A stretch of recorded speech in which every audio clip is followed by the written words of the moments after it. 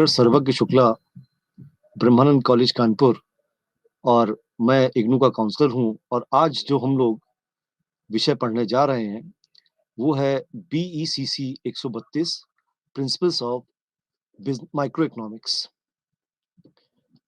Principles of micro economics में आज हम जो अध्याय पढ़ेंगे, वो है बाजार संरचना। बाजार संरचना से तात्पर्य ऐसी अवस्था से है, जहाँ क्रेता एवं विक्रेता एक साथ मिलते हैं। किसी उत्पाद या वस्तु के लिए बाजार का आशय ऐसे समग्र क्षेत्र से है, जहां उस क्षेत्र में उत्पाद की एक ही कीमत विद्यमान हो। अर्थशास्त्र में बाजार शब्द का प्रयोग बहुत व्यापक अर्थ में किया गया है, जिसमें ये विशेषताएं पाई जाती हैं। बाजार से अभिप्राय किसी स्थान विशेष से नहीं, बल्कि उस सारे क्षेत्र से है जहां वस्तुएं खरीदी और बेची जाती हैं। क्रेता विक्रेता दोनों बाजार के महत्वपूर्ण एवं अभिन्न अंग हैं, जिनके अभाव में बाजार की कल्पना भी नहीं की जा सकती। अतः वस्तु या सेवा को खरीदने बेचने के लिए क्रेता विक्रेता होने चाहिए। अर्थशास्त्र में प्रत्येक वस्तु का बाजार पृथक पृथक होता है, अर्थात वस्तुएं जितनी होंगी अर्थशास्त्र में उतने ही बाजार माने जाते हैं। बाजार में क्रेताओं एवं विक्रेताओं में स्वतंत्र रूप से प्रतियोगिता होनी चाहिए, अर्थात सौदा करते समय उन पर किसी प्रकार का प्रतिबंध नहीं होना चाहिए। वस्तुओं तथा सेवाओं का विनिमय कीमत तंत्र के माध्यम से होना चाहिए।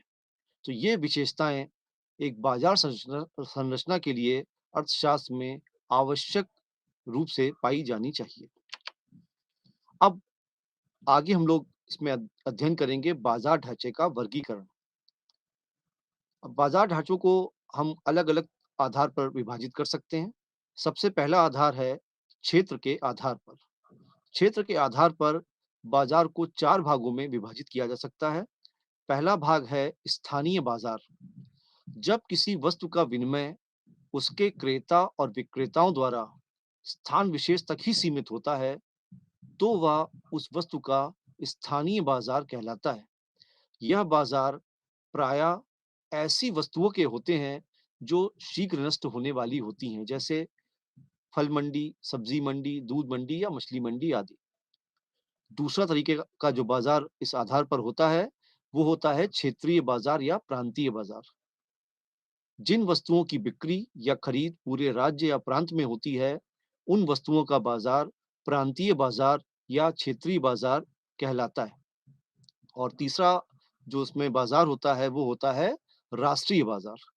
जब किसी वस्तु का क्रय विक्रय किसी स्थान, प्रांत या राज्य तक सीमित न होकर देशव्यापी होता है, अर्थात उसके क्रेता एवं विक्रेता देश भर में फैले होते हैं, तो ऐसी वस्तु का बाजार राष्ट्रीय बाजार कहलाता है।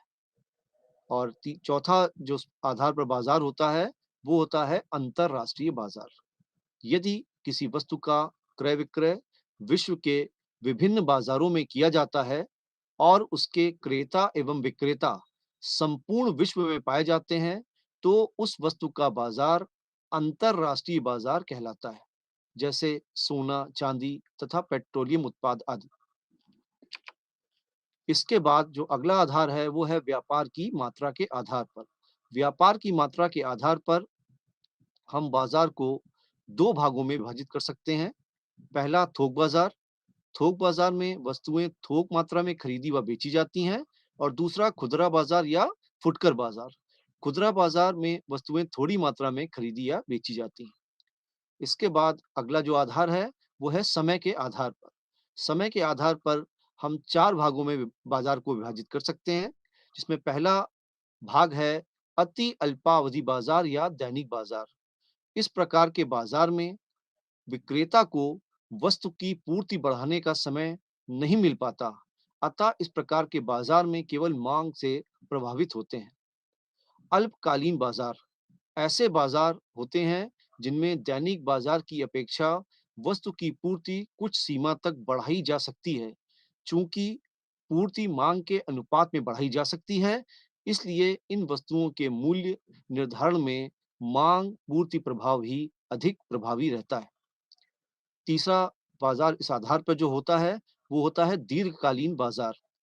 दीर्घकालीन बाज़ार की अवधि इतनी लंबी होती है कि माँग के घटने पर उत्पादक वस्तु की पूर्ति कम और माँग के बढ़ने पर उसकी पूर्ति बढ़ा सकता है।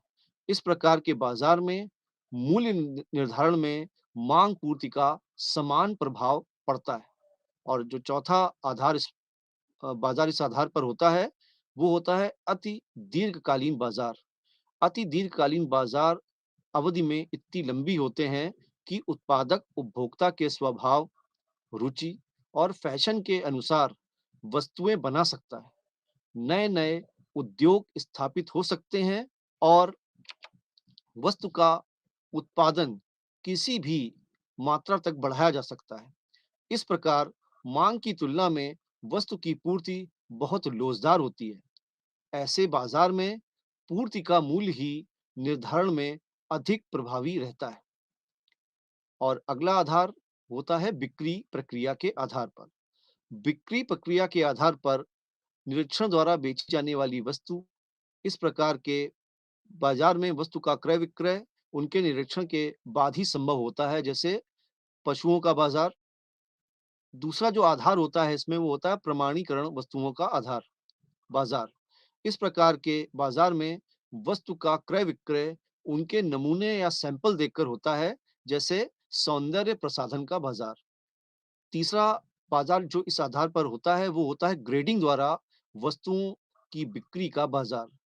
इस प्रकार के बाजार में वस्तुओं में का क्रय विक्रय उनकी ग्रेड के द्वारा किया जाता है। और जो चौथा बाजार इस आधार पर होता है वो होता है ट्रेडमार्क द्वारा बिक्री बाजार। इस बाजार में वस्तुओं के ट्रेडमार्क से ही वस्तु की खरीद बिक्री हो जाती है। इसके बाद अगला जो बाजार आधार है वो है नियंत्रण के आधार पर। इस आधार पर बाजार को दो भागों में बांटा जा सकता है। पहला नियंत्रित बाजार। नियंत्रित बाजार वो बाजार होते हैं जिनमें वस्तुओं का क्रय विक्रय सरकार के नियंत्रण में रहता है।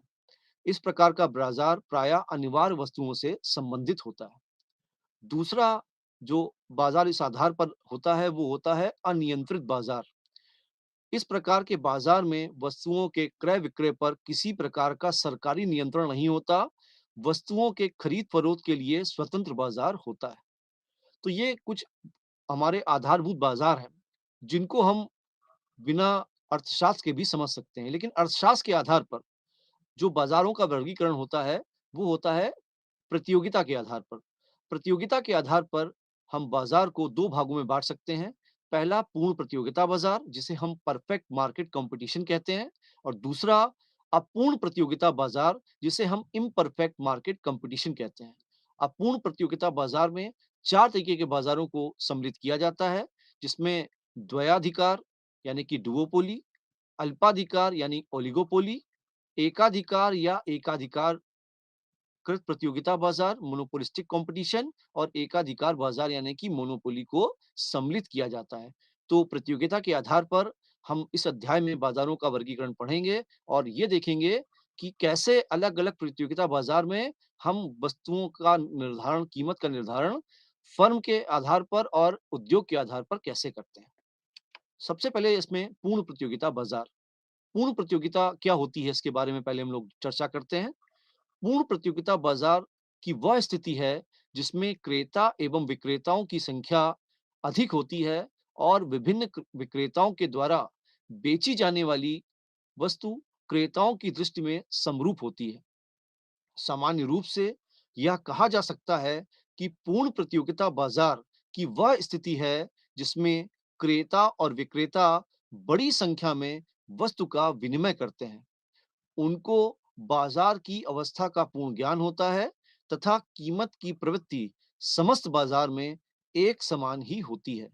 तो पूर्ण प्रतियोगिता बाजार की कुछ विशेषताएं हैं, उसके बारे में अब हम लोग चर्चा करते हैं। जो सबसे पहला इसमें जो विशेषता पाई जाती है वो है क्रेताओं और विक्रेताओं की अत्यधिक संख्या का होना।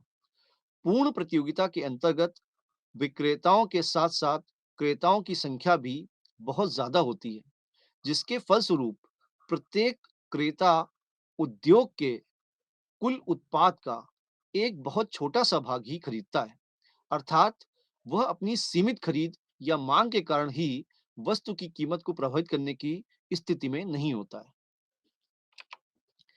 दूसरा, समरूप वस्तुएं या होमोजीनियस प्रोडक्ट। पूर्ण प्रतियोगिता के अंतर्गत सभी फर्मों द्वारा उत्पादित वस्तुएं रंग, रूप, आकार, गुण में समरूप होती हैं, अर्थात बाजार में किसी प्रकार का कोई वस्तु विभेद नहीं पाया जाता है। तीसरा, फर्मों का स्वतंत्र प्रवेश एवं बहिर्गमन। पूर्ण प्रतियोगिता के अंतर्गत फर्मों को उद्योग में प्रवेश करने अथवा उससे बाहर निकलने की पूर्ण स्वतंत्रता होती है।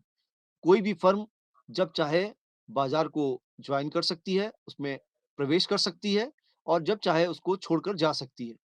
कोई भी फर्म प्रवेश कर सकती है और जब भी चाहेगी उसको छोड़कर जा सकती है।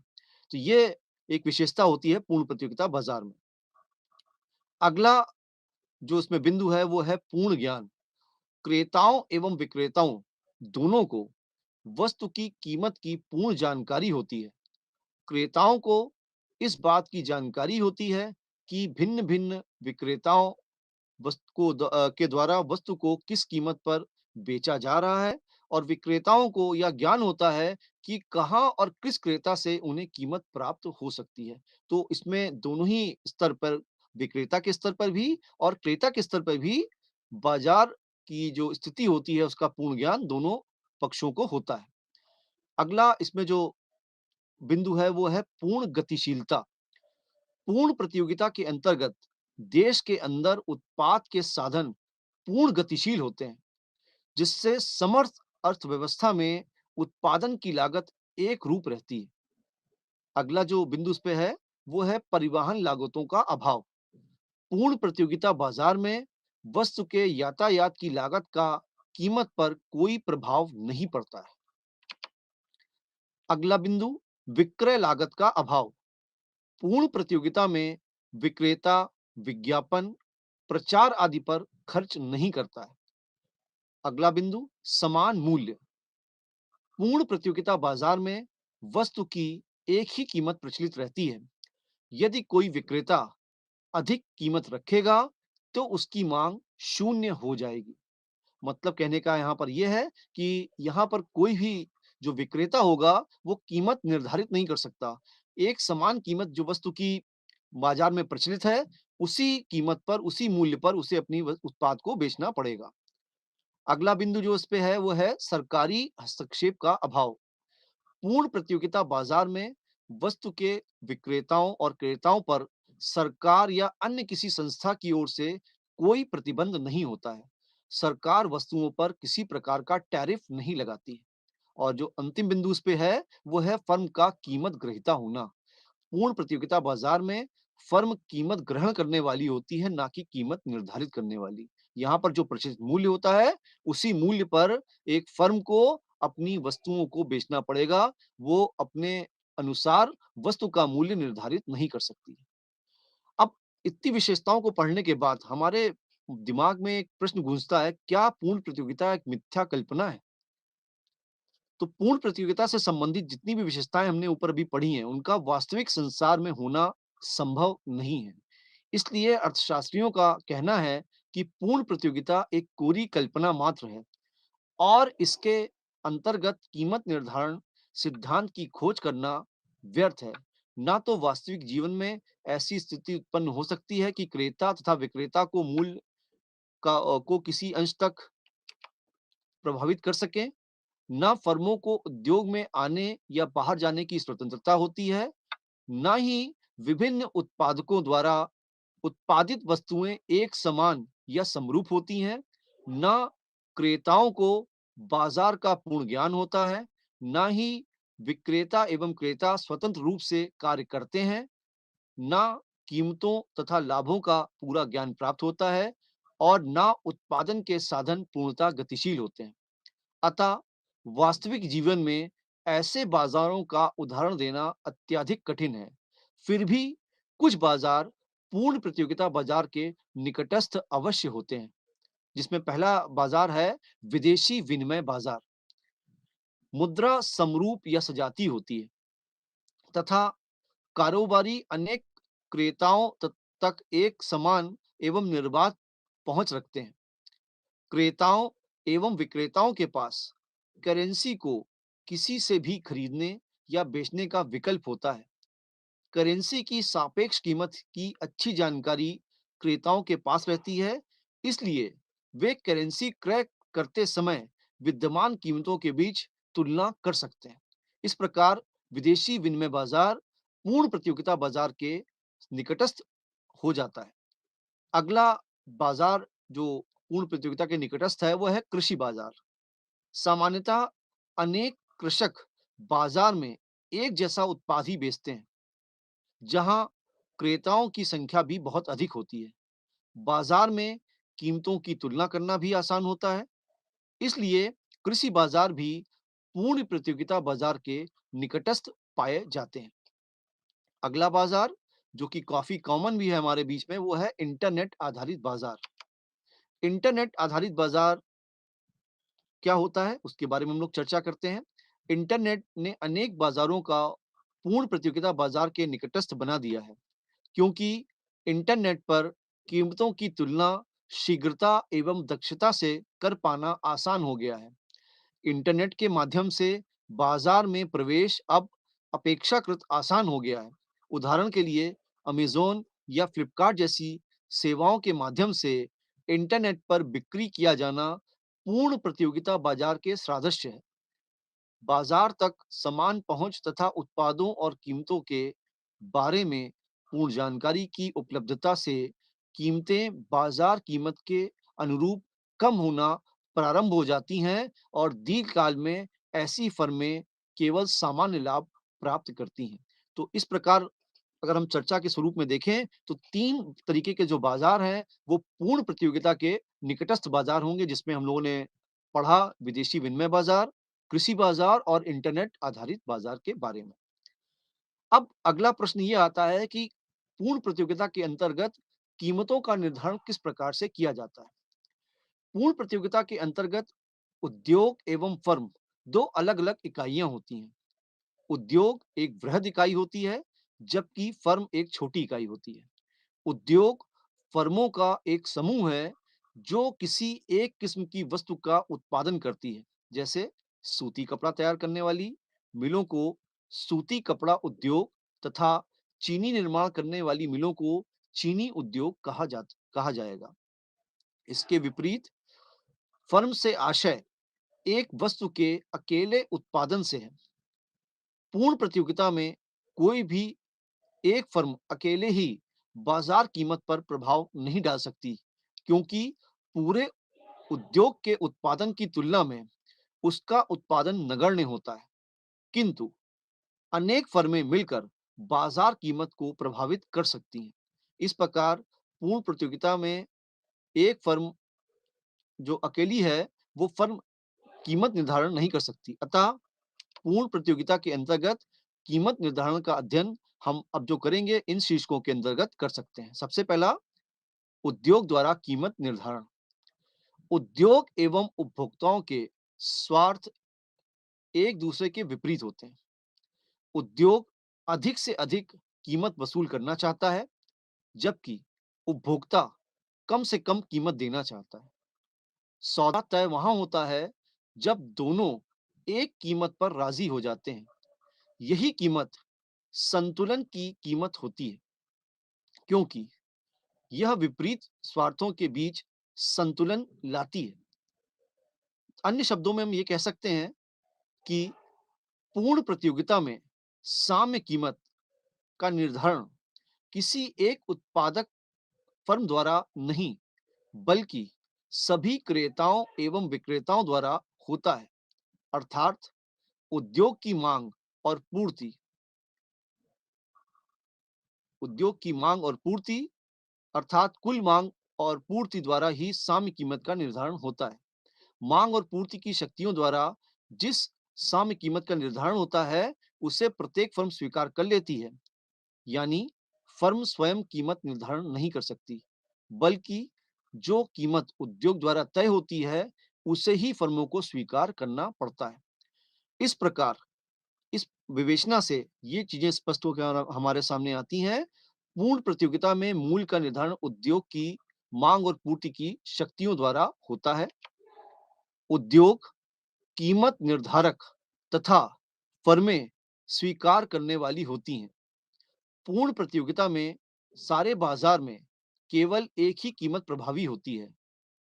पूर्ण प्रतियोगिता के अंतर्गत मांग रेखा ओ एक्स अक्ष के समांतर होती है, अर्थात फर्म के लिए वस्तु की मांग पूर्णतया लोचदार होती है।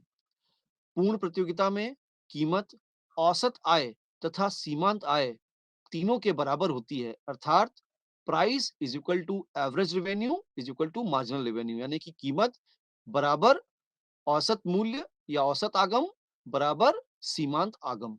तो ये कुछ विशेषताएं हैं हमारी कीमत निर्धारण करने में फर्म के सापेक्ष में, उद्योग के सापेक्ष में। फर्म का साम्य या कीमत निर्धारण, अब अगला जो बिंदु हम लोग इसमें चर्चा में लाएंगे वो है फर्म का साम्य या कीमत निर्धारण। एक फर्म साम्य की स्थिति में तब कही जाएगी जबकि उसके उत्पाद की मात्रा में परिवर्तन की कोई प्रवृत्ति नहीं हो, अर्थात साम्यावस्था में फर्म उत्पादन की वह मात्रा तथा वह कीमत निश्चित करेगी जिस पर उसको अधिकतम लाभ या अधिकतम शुद्ध आय प्राप्त होती है। संक्षेप में, फर्म के साम्य की अवस्था में ये विशेषताएं पाई जाती हैं। पहला बिंदु, इस स्थिति में फर्म अपनी कीमत या उत्पादन की मात्रा में किसी प्रकार का परिवर्तन नहीं करना चाहती। दूसरा बिंदु, फर्म परिवर्तनहीनता की स्थिति में उस समय पहुंचती है जबकि उसे अधिकतम लाभ प्राप्त होता है। और तीसरा बिंदु, साम्य की अवस्था में उत्पादन लागत न्यूनतम होती है। अब फर्म के साम्य की कुछ विशेषताएं हैं, विश्लेषण की कुछ मान्यताएं हैं, उनके बारे में हम लोग अध्ययन करते हैं। जिसमें पहला पॉइंट है या पहला बिंदु है, प्रत्येक फर्म या उत्पादक का व्यवहार विवेकपूर्ण है और उसका मुख्य उद्देश्य अपने मौद्रिक लाभों को अधिकतम करना होता है। दूसरा बिंदु, फर्म उत्पादन की मौद्रिक लागतों को न्यूनतम बनाने के लिए प्रयत्नशील रहती है। तीसरा बिंदु, प्रत्येक फर्म केवल एक ही वस्तु का उत्पादन करती है। अगला बिंदु, उत्पत्ति के प्रत्येक साधन का मूल्य निश्चित होता है। अगला बिंदु, उत्पत्ति के साधन की सभी इकाइयां समान रूप से कार्यकुशल हैं और सभी साधनों की पूर्ति बाजार में प्रचलित कीमतों पर असीमित लोच वाली होती है। तो ये कुछ मान्यताएं हैं फर्म के साम्य विश्लेषण की। अब पूर्ण प्रतियोगिता में फर्म का साम्य किस प्रकार निर्धारित किया जाता है, उसके लिए हम दो विधियों का प्रयोग करते हैं, जिसमें पहली विधि है कुल आय तथा व्यय विधि। इस विधि का प्रयोग करने के लिए हमें दो प्रकार की सूचनाओं की आवश्यकता पड़ती है। पहला, हमें ज्ञात होना चाहिए कि फर्म को वस्तु विशेष की विभिन्न मात्राओं की बिक्री से कितना आगम या आय प्राप्त होती है। अगला बिंदु, इन वस्तुओं के उत्पादन पर फर्म कितनी कुल लागत व्यय करती है। एक फर्म उस समय संतुलन में होती है जब उसे अधिकतम लाभ प्राप्त हो रहा हो। फर्म के कुल लाभ का अनुमान कुल आय में से कुल लागत को घटाकर लगाया जा सकता है। इस प्रकार कुल लाभ बराबर कुल आय माइनस कुल लागत। अब इसको हम लोग रेखा चित्र द्वारा एक स्पष्टीकरण से समझ सकते हैं। मैं आपको रेखा चित्र पहले दिखा देता हूं, फिर उसको मैं स्पष्टीकरण आपको दिखाता हूं। ये देखिए, ये एक रेखा चित्र है जिसमें हम कुल आय और कुल लागत विधि से या कुल आगम और कुल लागत विधि से कीमत निर्धारण कर रहे हैं फर्म के साम्य की। अब इसका मैं आपको एक विश्लेषण समझाता हूं। रेखा चित्र जो भी आपने आपके सामने आया, उसका स्पष्टीकरण होने से आपको ये समझ में आ जाएगा कि कैसे हम फर्म के साम की अवस्था को में मूल्य को निर्धारित कर सकते हैं। फर्म के संतुलन को कुल आगम और कुल लागत विधि द्वारा रेखा चित्र की सहायता से स्पष्ट किया जा सकता है। रेखा चित्र द्वारा स्पष्ट है कि फर्म जैसे-जैसे उत्पादन में वृद्धि करती है, वैसे-वैसे कुल आगम वक्र और कुल लागत वक्र के बीच की दूरी बढ़ती जाती है। जैसे आप यहाँ पर देख सकते हैं, देखिए, जो ये कर्व जा रहा है, हमारा वक्र जा रहा है जो टीसी, ये टोटल कॉस्ट यानी कि कुल लागत है, और जो ये टीआर कर्व हमारा जा रहा है, ये टोटल रेवेन्यू यानी कि कुल आगम है। जहाँ पर इनके बीच का अंतर सबसे अधिक है, वहाँ पर हमको सबसे अधिकतम लाभ मिलेगा। इसी को देखिए आपको इस प्रदर्शन के द्वारा समझाया जा रहा है। तो रेखा चित्र से स्पष्ट है कि फर्म जैसे-जैसे उत्पादन में वृद्धि करती है, वैसे-वैसे कुल आगम वक्र और कुल लागत वक्र के बीच की दूरी बढ़ती जाती है, अर्थात फर्म का लाभ बढ़ता जाता है। ओएम उत्पादन पर फर्म को अधिकतम एबी, यानी कि एबी का मतलब क्या है यहाँ पर? एएम और बीएम के बीच की दूरी का अंतर के बराबर लाभ मिलता है। अतः फर्म का संतुलन ओएम बिंदु पर होता है। यदि फर्म उत्पादन की मात्रा ओएम से बढ़ाती है, तब भी लाभ एबी से कम हो जाता है। अब प्रश्न यह है कि उत्पादन की मात्रा को कैसे ज्ञात कर सकते हैं? ओएम उत्पादन की मात्रा ज्ञात करने के लिए हमें टीसी वक्र तथा टीआर वक्र के विभिन्न बिंदुओं पर स्पर्श रेखाएं खींचनी होंगी। जहां पर कुल आय वक्र तथा कुल लागत वक्र की स्पर्श रेखाएं समांतर होती हैं, वहां पर इन बिंदुओं के बीच का अधिकतम अंतर होगा। रेखा चित्र में टीआर वक्र के आई बिंदु पर टीटी तथा टीसी वक्र के 6 बिंदु पर टी वन स्पर्श रेखाएं हैं और एक दूसरे के समांतर हैं। अतः यहाँ पर ये पता लगाया जा सकता है कि यहाँ पर जो फर्म होगी वो साम्य की स्थिति में होगी। ये देखिए आपके सामने दोबारा से मैं रेखा चित्र प्रदर्शित कर दे रहा हूँ, और इसमें आप देख रहे हैं यहाँ पर कि जो हमारे दोनों वक्रों के बीच में अधिकतम अंतर है वो किस बिंदुओं पर है, और उस बिंदु पर हमारे उत्पादन का की क्या प्रायश्चितता होती है, वो हम यहाँ पर निर्धारित कर सकते हैं कुल आगम और कुल लागत विधि के द्वारा। और दूसरी विधि जो उसमें है, वो है सीमांत आय तथा सीमांत लागत विधि। इस विधि के अनुसार फर्म का साम्य उस उत्पादन स्थल पर होता है जहां पर उसकी कीमत या सीमांत कीमत सीमांत आय के बराबर होती है।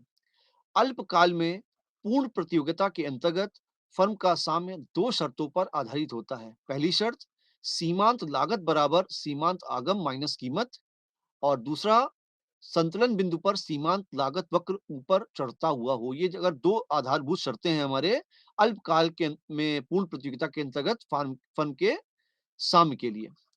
अल्पकाल में समय इतना नहीं होता है कि मांग के अनुसार पूर्ति को समायोजित किया जा सके।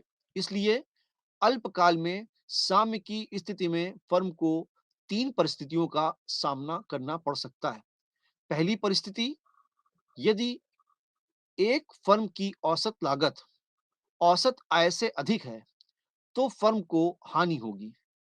यदि एक फर्म की औसत लागत औसत आय के बराबर है, तो फर्म को केवल सामान्य लाभ प्राप्त होता है। यदि फर्म की औसत लागत औसत आय से कम है, तो फर्म को असामान्य लाभ होगा। इन तीन अवस्थाओं को रेखा चित्र की सहायता से स्पष्ट किया जा सकता है। सबसे पहला, साधारण लाभ। साधारण लाभ देखते हैं हम लोग पहले। रेखा चित्र में अभी आपके सामने एक रेखा चित्र प्रस्तुत करूंगा मैं, और उसमें आपको दिखाऊंगा कि कैसे असामान्य लाभ की स्थिति उत्पन्न होती है पूर्ण प्रतियोगिता के अंतर्गत अल्पकाल में फर्म को के साम्य को निर्धारित करते समय। रेखा चित्र में उद्योग में कुल मांग और पूर्ति की शक्तियों द्वारा की P1 बिंदु पर P1 M1 कीमत निर्धारित होती है। चूंकि फर्म के लिए यह कीमत निर्धारित है, इसलिए P1 बिंदु से एक P रेखा एक्स एक्स के समांतर खींची गई है। अतः फर्म द्वारा स्वीकृत की गई कीमत OA तथा OA या PM है, चूँकि कीमत को ही औसत आय द्वारा आय कहते हैं और पूर्ण प्रतियोगिता में औसत आय और सीमांत आय बराबर होती है, इसलिए तीनों को एक क्षैतिज द्वारा प्रदर्शित किया गया है। फर्म वस्तु के उत्पाद की वह मात्रा निर्धारित करेगी, जहां पर सीमांत आय सीमांत लागत के बराबर होगी। रेखा चित्र में P बिंदु पर यह दोनों बराबर हैं। इस बिंदु द्वारा बताई गई उत्पादन की मात्रा OM है। इसे साम्य मात्रा भी कहते हैं। फर्म के लाभ या हानि की स्थिति ज्ञात करने के लिए औसत आय और औसत लागत रेखाओं के बीच की लंबवत दूरी को ज्ञात करना होता है। रेखा चित्र में AR तथा AC रेखाओं के बीच लंबवत दूरी PC है, जो कि प्रति इकाई लाभ को बताती है। कुल लाभ को ज्ञात करने के लिए PC को कुल उत्पादन BC या OM से गुणा कर दिया जा सकता है, अर्थात PC गुणा OM इज इक्वल टू आयत BCPA। फर्म का लाभ इस प्रकार भी निकाला जा सकता है। OM मात्रा का उत्पादन करने की कुल लागत OMCB और कुल आय OMPA है। अतः कुल उत्पादन OM से फर्म का लाभ OMPA माइनस OMCB अगर हम घटाते हैं तो जो हमको मूल्य मिलेगा वो BCPA के बराबर होगा। इस प्रकार रेखा चित्र से स्पष्ट है कि संतुलन की अवस्था में फर्म PM कीमत लेगी, OM वस्तु का उत्पादन करेगी और BCPA उसे कुल लाभ होगा। अब देखिए मैं आपके सामने रेखा चित्र प्रदर्शित कर रहा हूँ और आपको दिखा रहा हूँ कि कैसे इसमें हम साम्य की स्थिति में आएंगे। ये देखिए आपके सामने रेखा चित्र है ये, और इसमें देखिए प्राइस बराबर average revenue is equal to marginal revenue, यानी कि कीमत बराबर औसत आगम बराबर सीमांत आगम। और ये जो आप डॉटेड लाइन देख रहे हैं ये आयत है BCPA, जो हमारी असामान्य लाभ की स्थिति को प्रदर्शित कर रहा है। और देखिए यहाँ पर जो एवरेज कॉस्ट कर्व है, यानी कि जो AC कर्व है, उसको मार्जिनल कॉस्ट कर्व या सीमांत लागत वक्र जो है वो हम नीचे बिंदु से काट रहा है। और यहाँ पर देखिए जो ये आपके सामने डिमांड कर्व जो दिया गया है D से जो प्रदर्शित हो रहा है ये डिमांड कर्व है। और यहाँ पर जहाँ पर इसको ये अ, सीमांत अ, लागत वक्र टच करता है या छूता है, वहां से हम अपने उत्पादन को आधारित करते हैं। और देखिए OM के बराबर उत्पादन करने पर हमको असाधारण लाभ BCPA के बराबर प्राप्त होगा, जो कि अभी आपको मैं स्पष्टीकरण द्वारा बता भी चुका हूं। इसके आगे हम लोग बढ़ते हैं और आगे के जो मूल्य हैं उनको देखते हैं। आगे के बारे में हम लोग चर्चा करेंगे इसमें। अब उद्योग द्वारा कीमत का निर्धारण इसमें आएगा। तो उद्योग के द्वारा कीमत निर्धारण को हम लोग चर्चा में बता चुके हैं और इसके आगे की जो चर्चा है हम लोग जारी रखते हैं। अगली स्थिति होगी सामान्य लाभ की। रेखा चित्र में फर्म के साम्य की अवस्था में सामान्य लाभ की स्थिति को प्रदर्शित किया गया है। लागत तथा आगम वक्रों का अध्ययन करने से ज्ञात होता है कि सामान्य लाभ की जो स्थिति वहां पर उत्पन्न होगी जहां पर साम बिंदु P बराबर MR is equal to MC is equal to PM होगा, यानी कि marginal revenue is equal to marginal cost is equal to profit या प्राइस। साम्य उत्पादन OM साम्य उत्पादन पर औसत लागत PM होगी। और जो हमारी औसत लागत यहाँ पर प्रदर्शित कर रहे हैं हम वो PM से प्रदर्शित कर रहे हैं। और औसत लागत बराबर औसत आगम होगी। फर्म को इस स्थिति में ना तो लाभ हो सकता है ना हानि हो सकती है, अथवा अगर लाभ होगा भी तो बहुत सामान्य लाभ होगा। इसको देखिए मैं रेखा चित्र से प्रदर्शित कर रहा हूँ आपके सामने। ये देखिए यहाँ पर जो मार्जिनल कॉस्ट कर्व है हमारा, उसको एवरेज कॉस्ट कर्व नीचे एक बिंदु से काट रही है। लेकिन देखिए जो ये बिंदु का जो हमारा जो साम्य बिंदु जो बनेगा वो हमारा मूल्य कर्व पे बनेगा, यानी कि जो हमारा डिमांड कर्व है उस पे बनेगा। तो यहाँ पर हम अपने कीमत को निर्धारित करेंगे OM बराबर OM जो हमारा उत्पादन होगा और जो हमें सामान्य लाभ प्राप्त होगा वो PM के बराबर होगा। जो हमारी लागत आएगी वो PM के बराबर आएगी। इसके बाद आगे की जो स्थिति है इसमें होगी रेखा हानि की स्थिति। रेखा चित्र में फर्म के साम्य की अवस्था में हानि की स्थिति को प्रकट किया गया है। लागत तथा आगम वक्रों का अध्ययन करने से हमको ज्ञात होता है कि साम्य बिंदु P वहां होगा जहां MR is equal to MC होगा। MR यानी कि मार्जिनल रेवेन्यू या सीमांत आगम, और MC इज इक्वल टू सीमांत लागत। साम्य उत्पाद OM औसत लागत MK और औसत आगम MP से प्रदर्शित किया गया है। प्रति इकाई हानि जो हमारी होगी वो हमारी औसत लागत और औसत आगम यानी कि MK और MP के बीच के अंतर को प्रदर्शित करेगी, जो कि P के बिंदु होगा, और जो कुल हानि हमारी होगी वो होगी HPKS के बराबर, जो अभी आपको मैं रेखा चित्र से प्रदर्शित करूंगा। ये देखिए, यहाँ पर जो हानि की स्थिति में हमारा जो MC कर्व है वो अब हमारे मूल्य कीमत को उसकी रेखा पर काटेगा, और जो हमारा AC कर्व है वो उसके ऊपर उसको बिंदु पर स्पर्श करेगा, और जो हमारा ये डॉटेड एरिया आप जो देख रहे हैं, ये डॉटेड क्षेत्र जो देख रहे हैं, ये हमारी हानि को प्रदर्शित कर रहा है। ठीक है? तो ये वो स्थिति है जब फर्म को हानि हो सकती है। तो अल्पकाल में फर्म के कीमत निर्धारण में 3 स्थितियाँ उत्पन्न हो सकती हैं। या तो हमको असाधारण लाभ हो सकता है, या हमको साधारण लाभ हो सकता है, या हमको असामान्य हानि का सामना करना पड़ सकता है, या हानि का सामना करना पड़ सकता है।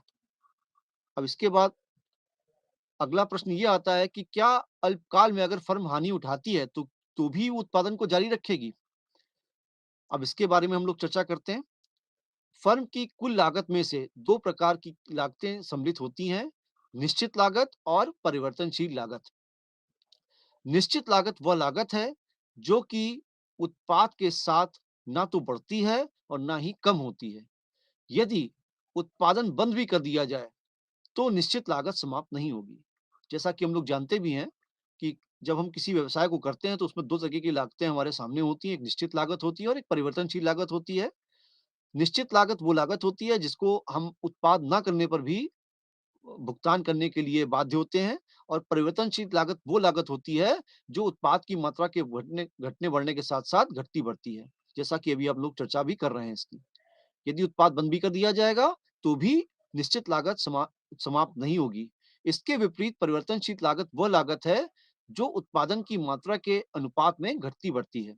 यदि किसी उत्पादक को परिवर्तनशील लागत के बराबर भी मूल्य प्राप्त हो जाता है तो भी वह उत्पादन करेगा, क्योंकि वह जानता है कि यदि उत्पादन बंद भी हो जाएगा तो भी उसे निश्चित लागत का भुगतान करना पड़ेगा, उसका भुगतान समाप्त नहीं होगा। इस प्रकार पूर्ण प्रतियोगिता में अल्पकाल में कीमत गिरने की न्यूनतम सीमा वस्तु की औसत परिवर्तनशील लागत के बराबर होती है, या औसत परिवर्तनशील लागत होती है, क्योंकि कीमत इससे कम अगर हो जाएगी तो उसे हमें बंद करना पड़ेगा। ठीक है?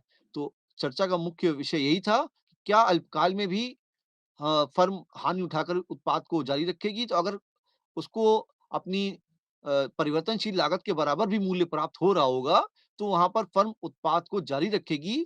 अगर उसको परिवर्तनशील लागत के बराबर भी मूल्य प्राप्त नहीं होता है, तब वो इस स्थिति में होगी कि उसे उत्पाद बंद करना पड़ेगा।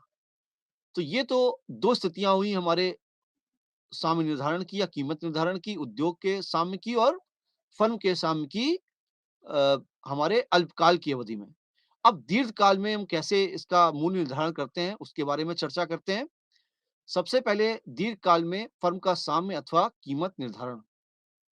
दीर्घकाल के अंतर्गत मांग में परिवर्तन के अनुसार पूर्ति में भी परिवर्तन किया जा सकता है, क्योंकि दीर्घकाल में समयावधि इतनी ज़्यादा होती है कि हम या उत्पादक अपने अनुसार या मांग के अनुसार वस्तु के उत्पादन को कम या ज़्यादा कर सकता है। इसलिए दीर्घकाल में पूर्ण प्रतियोगिता में प्रत्येक फर्म को केवल सामान्य लाभ ही प्राप्त होता है। यदि फर्म की औसत लागत औसत आय से कम है तो फर्म को असामान्य लाभ होगा।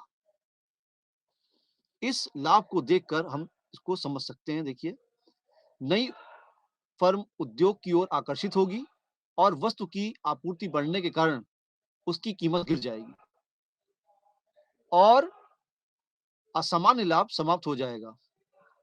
इसके विपरीत यदि औसत लागत औसत आय से अधिक है, तो फर्मों का लाभ सामान्य लाभ से कम होगा, अर्थात हानि होगी।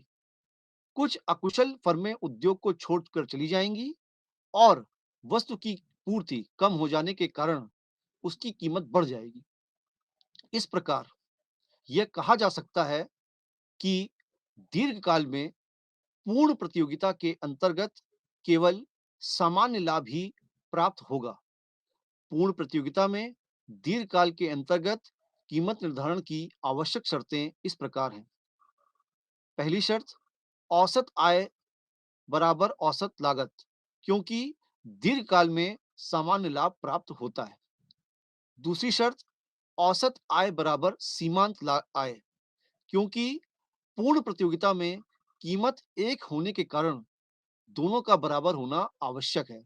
और तीसरा, सीमांत आय बराबर सीमांत लागत, क्योंकि अधिकतम लाभ प्राप्त करने के लिए दोनों का बराबर होना आवश्यक है। इस प्रकार पूर्ण प्रतियोगिता के अंतर्गत दीर्घकाल में कीमत उस बिंदु पर निर्धारित होती है जहां पर औसत आय, औसत लागत, सीमांत आय, सीमांत लागत, चारों रेखाएं, चारों वक्रों की रेखाएं एक दूसरे को काटती हैं। रेखा चित्र अभी आपके सामने जो प्रदर्शित होगा, उसमें बिंदु P संतुलन बिंदु है, जहां पर MC वक्र MR वक्र को नीचे से काटता है। संतुलन उत्पादन MP है। उस उत्पादन स्तर पर औसत आय औसत लागत के बराबर है, अतः फर्म को केवल सामान्य लाभ या शून्य लाभ ही प्राप्त हो रहा होगा। अभी आपके सामने देखिए मैं रेखा चित्र प्रदर्शित करता हूँ। ये देखिए, जैसा अभी हम लोगों ने सामान्य लाभ का इससे पहले वाला भी रेखा चित्र देखा था, अल्पकाल की अवधि में लगभग वही ये रेखा चित्र रहता है। इसमें बहुत ज़्यादा अंतर की स्थिति नहीं आती, क्योंकि दीर्घकाल में जैसे भी हम लोगों ने चर्चा में देखा भी कि अगर कुछ ऐसी स्थितियाँ बनती हैं कि कुछ फर्में उस उत्पाद कर रही हैं, तो कुछ नई फर्में उसमें जुड़ेंगी और जो असामान्य लाभ की स्थिति है, वापस सामान्य लाभ की स्थिति में आ जाएगी।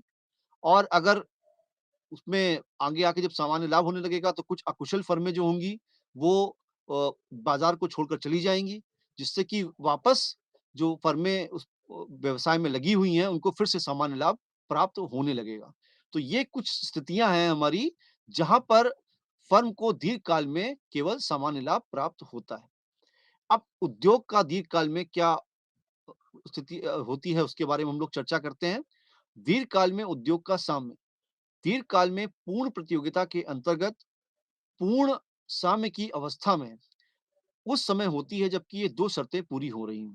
पहली, उद्योग की प्रत्येक फर्म व्यक्तिगत रूप से साम्यावस्था में हो। यह उस उत्पादन की मात्रा पर होगी जहां पर की सीमांत लागत सीमांत आगम के बराबर हो और सीमांत आगम रेखा को ठीक साम बिंदु के नीचे से काटा जा रहा हो, जैसा भी आप लोगों ने रेखा चित्र में देखा भी था। फर्मों की संख्या में परिवर्तन की प्रवृत्ति नहीं आएगी। यह उस समय होगा जबकि औसत लागत औसत आगम के बराबर होगी। तो ये स्थितियां हैं जिनको वापस इस रेखा चित्र से समझ सकते हैं। देखिए, यही रेखा चित्र हमारा दीर्घकाल में जो है उद्योगों के लिए भी रहेगा, क्योंकि उद्योग भी उस स्थिति में नहीं होगा दीर्घकाल में कि वो असामान्य लाभ उठा सके। अगर दीर्घकाल की स्थिति में वो आएंगे, तो उद्योग को भी वहां पर सामान्य लाभ ही प्राप्त हो रहा होगा। तो इस प्रकार इस परिचर्चा में आज हम जो अध्याय पढ़ रहे हैं, उसमें हमने पूर्ण प्रतियोगिता की स्थिति में कैसे फर्म होती है, पूर्ण प्रतियोगिता की स्थिति क्या होती है, उसके बारे में जाना।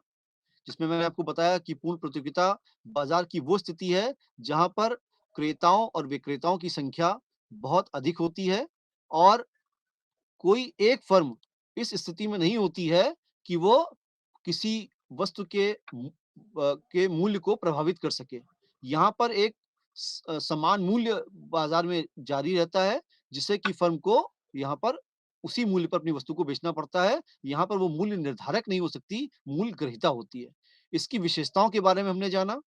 क्रेताओं और विक्रेताओं की अत्यधिक संख्या होती है, जिसमें कि कोई भी क्रेता इस स्थिति में नहीं होता है कि वह अपनी माँग के अनुसार कीमत को प्रभावित कर सके, क्योंकि उसकी जो परचेज़ करने की शक्ति होगी, जिसकी क्रय करने की शक्ति होगी, वो कुल उत्पादन का एक छोटा-सा भाग होगी, जिससे कि वो क्रेता है, वो वस्तु के मूल्य को प्रभावित नहीं कर सकता है। इसके बाद इसमें समरूप वस्तुएँ होंगी। पूर्ण प्रतियोगिता की स्थिति में फर्म को हमेशा जो वस्तु उत्पादित की जाएगी या फर्म द्वारा या उद्योग द्वारा जो भी वस्तु उत्पादित की जाएगी, उनका रंग, रूप, आकार, गुण जो होगा वो समरूप होगा।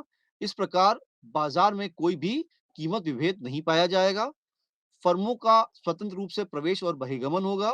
पूर्ण प्रतियोगिता के अंतर्गत फर्मों को उद्योग में प्रवेश करने अथवा उससे बाहर जाने की पूर्ण स्वतंत्रता होगी। कोई भी फर्म जब चाहे उद्योग में प्रवेश कर सकती है और जब चाहे उससे बाहर निकल सकती है। अगला जो चर्चा का हमारा बिंदु था उसमें पूर्ण ज्ञान था। क्रेताओं और विक्रेताओं दोनों को वस्तु की कीमत की पूर्ण जानकारी होगी। क्रेताओं को इस बात की जानकारी होगी कि भिन्न-भिन्न विक्रेता वस्तु को किस कीमत पर बेच रहे हैं और विक्रेताओं को यह जानकारी होगी कि उन्हें उस वस्तु का क्रेता कहाँ और किस कीमत पर प्राप्त हो जाएगा। पूर्ति के जो उत्पादन के साधन हैं, जो हमारे उत्पादन के साधन हैं, उसमें अर्थव्यवस्था में इनमें पूर्ण गतिशीलता होगी। परिवहन लागतों का अभाव होगा। इसके बाद हमने इसमें देखा था विक्रय लागतों का अभाव होगा, क्योंकि इसमें जो पूर्ण प्रतियोगिता में जो उत्पादक होगा, वो विज्ञापन प्रचार आदि पर बहुत ज़्यादा खर्चा नहीं करेगा या ना के बराबर खर्चा करेगा। समान मूल्य प्रत्येक पूर्ण प्रतियोगिता बाजार में वस्तु की एक ही कीमत प्रचलित होगी। कोई भी विक्रेता अधिक कीमत नहीं रख सकेगा। उसकी माँग अगर रखता है तो उसकी पूर्ति की जो माँग है वो शून्य हो जाएगी। सरकारी हस्तक्षेप का अभाव होता है पूर्ण प्रतियोगिता बाजार में। वस्तुओं के क्रेताओं और विक्रेताओं पर सरकार या किसी अन्य संस्था की ओर से कोई भी प्रतिबंध नहीं होता है। सरकार वस्तुओं पर किसी प्रकार का टैरिफ नहीं लगाती है। फर्म का कीमत ग्रहीता होना, फर्म पूर्ण प्रतियोगिता बाजार में प्रत्येक फर्म जो होती है, वो कीमत ग्रहण करने वाली होती है, ना कि कीमत निर्धारण करने वाली होती है। इसके बाद परिचर्चा में हमने ये जाना कि क्या पूर्ण प्रतियोगिता एक मिथ्या कल्पना है, जिसमें मैंने आपको बताया कि पूर्ण प्रतियोगिता से संबंधित वास्तविक संसार में कोई प्रत्यक्ष उदाहरण नहीं है। इसलिए अर्थशास्त्रियों का ये मानना है कि पूर्ण प्रतियोगिता एक कोरी कल्पना मात्र है, जिसके अंतर्गत कीमत निर्धारण सिद्धांत की खोज करना व्यर्थ होता है।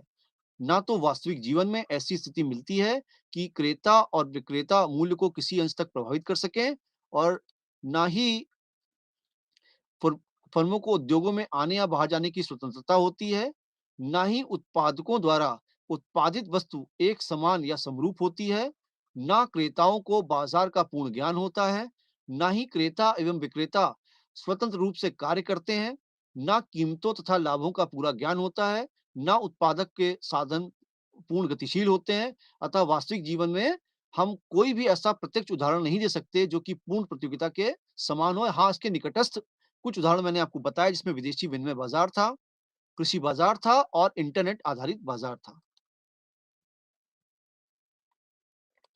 इसके बाद हम लोगों ने ये देखा कि उद्योगों द्वारा कीमत का निर्धारण पूर्ण प्रतियोगिता की स्थिति में कैसे होता है, जिसमें मैंने आपको बताया कि जो उद्योगों द्वारा उसमें फर्म का कीमत का निर्धारण होगा, उसमें कुछ आवश्यक शर्तें होती हैं, जिसमें पहली शर्त थी पूर्ण प्रतियोगिता में मूल्य का निर्धारण उद्योगों की मांग और पूर्ति की शक्ति द्वारा होता है।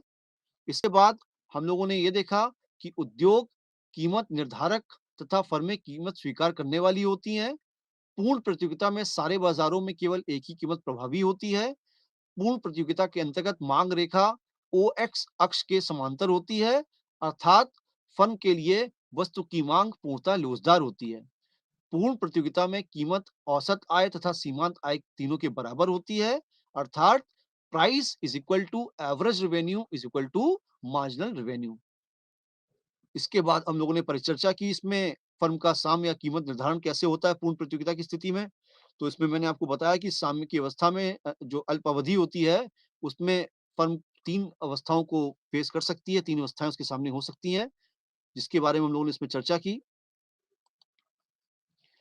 इसमें 2 विधियाँ मैंने आपको बताई, जिसमें हम लोग निर्धारित करते हैं पूर्ण प्रतियोगिता के साम्य के में फर्म के साम्य को। उसमें पहली विधि थी कुल आय और कुल व्यय विधि, जिसमें कि 2 आवश्यक शर्तों का होना आवश्यक है। हमें ज्ञात होना चाहिए कि फर्म को वस्तु विशेष की विभिन्न मात्राओं की बिक्री से कितना आगम या आय प्राप्त होता है। उन वस्तुओं के उत्पादन पर फर्म कितनी कुल लागत व्यय करती है। एक फर्म समय संतुलन में होगी जब उसे कुल लाभ कुल अधिकतम लाभ प्राप्त हो रहा होगा। फर्म के कुल लाभ का निर्धारण जो हम करेंगे, कुल लाभ बराबर क्या होगा? कुल आय माइनस कुल लागत, जिसका मैंने आपको रेखा चित्र द्वारा स्पष्टीकरण दिया और आपको बताया कि जहाँ पर हमारे कुल आगम और कुल आय वक्र की का जो अंतर है वो सबसे ज़्यादा होगा, वहीं पर फर्म को अधिकतम लाभ प्राप्त होगा और वहीं पर फर्म जो होगी साम्य की अवस्था में होगी और उद्योग जो है साम्य की अवस्था में होगा और वहाँ पर वो अपने उत्पादन की मात्रा को निर्धारित कर सकता है। इसके बाद हम लोगों ने अगला इसमें जो विधि देखी जिससे हम लोग अ, फर्म के साम को निर्धारित कर सकते हैं। उसमें दूसरी विधि थी सीमांत आय और सीमांत लागत विधि, जिसमें आपको मैंने बताया कि 2 आधारभूत शर्तों का होना आवश्यक है। सीमांत लागत बराबर सीमांत आगत माइनस कीमत और दूसरा बिंदु था संतुलन बिंदु पर सीमांत लागत वक्र ऊपर की ओर चढ़ता हुआ होना चाहिए। अल्पकाल में इस प्रकार फर्म को 3 स्थितियों का सामना करना पड़ सकता है। या तो जब एक फर्म की जो औसत लागत है, औसत आय से अधिक होगी, तो फर्म को हानि होगी। यदि फर्म की लागत औसत आय के बराबर होगी, तो फर्म को केवल सामान्य लाभ प्राप्त होगा और यदि फर्म की औसत लागत औसत आय से कम है, तो फर्म को असामान्य लाभ होगा। इन तीनों अवस्थाओं को हमने लोगों ने रेखा चित्रों द्वारा भी स्पष्टीकरण सब के माध्यम से समझा, जिसमें मैंने आपको रेखा चित्र में के माध्यम से समझाया कि उद्योग में कुल माँग और पूर्ति की शक्तियों को जो हमने P1 बिंदु पर P1 PM कीमत द्वारा निर्धारित होती है, चूँकि फर्म के लिए यह कीमत निर्धारित है, इसलिए P1 बिंदु से एक P रेखा X अक्ष पर समांतर खींची जाएगी, अतः फर्म द्वारा स्वीकार की गई कीमत OM या PM है, जो कि हम लोगों ने रेखा चित्र के द्वारा स्पष्टीकरण से समझा था। इसके बाद अगला जो में स्थिति थी वो थी सामान्य लाभ की, जिसमें आपको मैंने बताया कि रेखा चित्र के माध्यम में फर्म के साम की अवस्था में सामान्य लाभ की स्थिति को प्रकट किया गया है। लागत तथा आगम वक्रों का अध्ययन करने समय ये ज्ञात भी हुआ, जिसका रेखा चित्र मैंने आपको प्रदर्शित किया था, जहाँ पर साम्य बिंदु P था, PR is equal to MC is equal to PM। जो औसत लागत है उसको PM से प्रदर्शित किया गया। जो औसत लागत बराबर औसत आगम है, इसलिए फर्म को यहाँ पर ना तो अधिक लाभ होगा, ना हानि होगी या तो अगर होगा तो सामान्य लाभ प्राप्त होगा, जिसको हम लोगों ने रेखा चित्र के माध्यम से स्पष्टीकरण के थ्रू समझा भी था। इसके बाद अगला जो उसमें जो कंडीशन थी, जो स्थिति थी वो थी हानि। रेखा चित्र में जो हम लोगों ने आपके सामने प्रदर्शित किया था, उसमें मैंने आपको बताया था कि रेखा चित्र में फर्म के साम्य की अवस्था में हानि की स्थिति को प्रकट किया गया है। लागत तथा आगम वक्रों का अध्ययन करने से ज्ञात होता है कि बिंदु P जहाँ पर MR is equal to MC है, साम्य उत्पादन जहाँ पर OM औसत लागत यहाँ पर MK है और औसत आगम MP के बराबर है, इसलिए प्रति इकाई जो हानि हमारी होगी, वो हमारी औसत लागत में औसत आगम को घटाने पर जो आएगी वो होगी और जो कुल हानि होगी वो हमारी HPKS जो हमारा आयत बन रहा है उसके बराबर होगी। इसके बाद हम लोगों ने दीर्घकाल में कैसे उद्योगों का साम निर्धारित करते हैं इसके बारे में देखा। दीर्घकाल में पूर्ण प्रतियोगिता के अंतर्गत उद्योगों को साम्य की स्थिति में लाने के लिए 2 शर्तों के बारे में हम लोगों ने जाना। उद्योग की प्रत्येक फर्म व्यक्तिगत रूप से साम्यावस्था में हो या उस उत्पादन की मात्रा पर होगा जहाँ पर की सीमांत लागत सीमांत आगम के बराबर हो और सीमांत आगम रेखा को ठीक साम्य बिंदु के नीचे से काटा जा रहा हो। फर्मों की संख्या में परिवर्तन की कोई प्रवृत्ति नहीं पाई जाती है या उस समय होगा जबकि औसत लागत औसत आगम के बराबर हो। ये दीर्घकाल में हमारे उद्योग का साम्य था और दीर्घकाल में फर्म के साम्य के या कीमत के निर्धारण के बारे में हम लोगों ने जाना। उसमें मैंने आपको बताया कि दीर्घकाल में माँग में परिवर्तन के अनुसार पूर्ति में भी परिवर्तन किया जा सकता है, इसलिए दीर्घकाल में पूर्ण प्रतियोगिता में प्रत्येक फर्म को केवल सामान्य लाभ ही प्राप्त होगा। यदि फर्म की औसत लागत औसत आय से कम है, तो फर्म को असामान्य लाभ होगा। इस लाभ को देखकर कुछ नई फर्में उद्योग में की ओर आकर्षित होंगी और वस्तु की आपूर्ति बढ़ने के कारण उसकी कीमत गिर जाएगी और असामान्य लाभ समाप्त हो जाएगा। इसके विपरीत यदि औसत लागत औसत आय से अधिक है, तो फर्मों का लाभ सामान्य लाभ से कम हो जाएगा, अर्थात उन्हें हानि होगी, जिसके कारण कुछ अकुशल फर्में उद्योग को छोड़कर चली जाएँगी और वस्तु की पूर्ति कम होने के कारण उसकी कीमत बढ़ जाएगी। इस प्रकार यह कहा जा सकता है कि दीर्घकाल में पूर्ण प्रतियोगिता के अंतर्गत केवल सामान्य लाभ ही प्राप्त होगा। इसकी दोनों स्थितियों को हम लोगों ने समझ लिया। अगर असामान्य लाभ उस व्यवसाय में हो रहा है या उस पर उद्योग में हो रहा है, तो उसकी ओर नए-नए उद्योग आकर्षित होंगे, नई-नई फर्में आकर्षित होंगी, जिससे कि वस्तु की पूर्ति बढ़ जाएगी और वस्तु की पूर्ति बढ़ने से उसकी कीमत गिर जाएगी। और अगर इसके विपरीत हमारा औसत लागत अधिक आ रहा है औसत आय से, तो हमें हानि होगी जिसके कारण कुछ अकुशल फर्में जो हैं, वो उस उद्योग को छोड़कर चली जाएँगी और जो वस्तु की आपूर्ति है वहाँ पर कम होने लगेगी और उनकी कीमत बढ़ जाएगी। इस प्रकार दीर्घकाल में पूर्ण प्रतियोगिता के अंतर्गत केवल सामान्य लाभ ही प्राप्त हो सकता है। पूर्ण प्रतियोगिता के अंतर्गत दीर्घकाल में कीमत निर्धारण करने की शर्तों के बारे में हमने बात की, जिसमें पहली शर्त थी औसत आय बराबर औसत लागत, क्योंकि दीर्घकाल में सामान्य लाभ प्राप्त होता है, इसलिए यहाँ पर हमेशा औसत आय औसत लागत के बराबर होती है। दूसरा, औसत आय बराबर सीमांत आय, क्योंकि पूर्ण प्रतियोगिता में कीमत एक होने के कारण दोनों का बराबर होना आवश्यक है। इसके बाद सीमांत आय बराबर सीमांत लागत, क्योंकि अधिकतम लाभ प्राप्त करने के लिए अगर हम अधिकतम लाभ प्राप्त करना चाहते हैं, तो वहाँ पर इन दोनों का बराबर होना अनिवार्य या आवश्यक है। इस प्रकार पूर्ण प्रतियोगिता के अंतर्गत दीर्घकाल में कीमत उस बिंदु पर निर्धारित होगी जहां पर औसत आय, औसत लागत, सीमांत आय, सीमांत लागत चारों वक्रों की रेखाएं एक दूसरे को काटती हूं। तो इस प्रकार आज के इस लेक्चर में हम लोगों ने पूर्ण प्रतियोगिता में फर्म के कीमत निर्धारण कैसे होता है और उद्योग में कीमत निर्धारण कैसे होता है अल्पकाल की अवधि में, दीर्घकाल की अवधि में, इसके बारे में जाना। पूर्ण प्रतियोगिता क्या होती है, इसके बारे में जाना। पूर्ण प्रतियोगिता की आवश्यक विशेषताएँ क्या होती हैं, इनके बारे में हम लोगों ने जानकारी प्राप्त की और पूर्ण प्रतियोगिता के अंतर्गत फर्म और उद्योग को अलग-अलग इकाई माना जाता है, जिसको हमने ये जानते हुए देखा कि उसमें फर्म क्या होती है, फर्म उद्योग की एक छोटी इकाई होती है, जो कि एक सामान्य स्तर पर अपने उत्पादन को कर रही होती है, जबकि उद्योग फर्मों का एक समूह होता है और उन फर्मों के एक समूह को प्रदर्शित करता है, जो कि हमारे उत्पादन को कि में एक विशेष योगदान देता है। उद्योग द्वारा यहाँ पर कीमत का निर्धारण होता है, फर्मों द्वारा कीमत का निर्धारण नहीं हो सकता क्योंकि फर्मों का के द्वारा जो उत्पादित वस्तुएँ होती हैं, वो कुल उत्पादन का एक छोटा-सा भाग होती हैं। इसलिए फर्में जो होती हैं, वो कीमत को प्रभावित नहीं कर सकती हैं। केवल उद्योग द्वारा निर्धारित कीमतों को लागू करना या उन्हें अपनाना ही फर्मों के लिए यहाँ पर अनिवार्य है। यहाँ पर जो फर्में होंगी, वो कीमत ग्रहीता होंगी, कीमत निर्धारण करने वाली नहीं होंगी। इसके अलावा हमने ये भी देखा इसमें कि पूर्ण प्रतियोगिता के अंतर्गत जो कुछ विशेषताओं में ये देखा कि एक समरूप वस्तुएँ होंगी। हर जो फर्म है एक ही प्रकार के रंग, रूप, आकार की वस्तुओं का निर्माण करेगी और बाज़ार में किसी प्रकार की वस्तु विभेद नहीं पाई जाएगी। फर्मों का यहाँ पर स्वतंत्र प्रवेश होगा और स्वतंत्र बहिर्गमन होगा। वो जब चाहे फर्म यहाँ पर व्यवसाय को में आ सकती हैं और उससे बाहर जा सकती हैं। उन्हें पूर्ण प्रतियोगिता का ज्ञान होगा। इसके बारे में हम लोगों ने इस अध्याय में चर्चा की। इसके आगे की कार्यवाही के बारे में हम अगली क्लास में पढ़ेंगे। नमस्कार।